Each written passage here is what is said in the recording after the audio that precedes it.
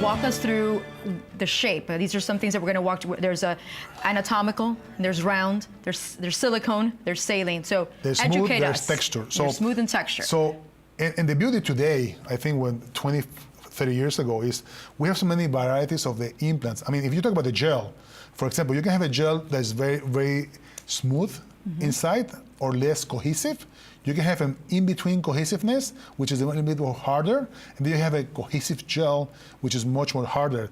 That will depend on what the patient wants. If the patient wants a fullness, a big fullness on the upper pole, you want a more natural look, where the implant can droop more and look more natural.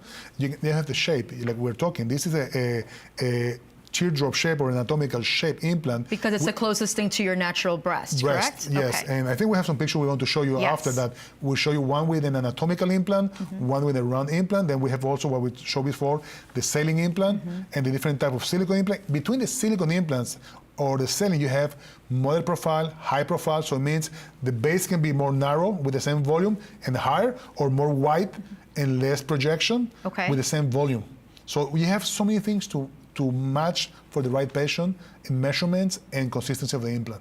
Now, are there risks to, let's say, a anatomical implant? No. Or implants are very safe, texture or smooth. Right. There's something now called the ALCL, which is a type of lymphoma that has been seen in a population very small. It's 0.03 to 0.05% worldwide, which is for the thousands of implants placed, it's very small. Right.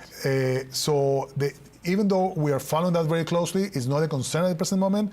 The patient that have developed that has been on texture implants, and the treatment usually when you detect this early is to remove the implant and the capsule of that forms around the implant. But once again, the chance of getting the ALCL is you have 5 more chance of getting the lightning hit you than having that disease. So overall, implants are safe? Yes.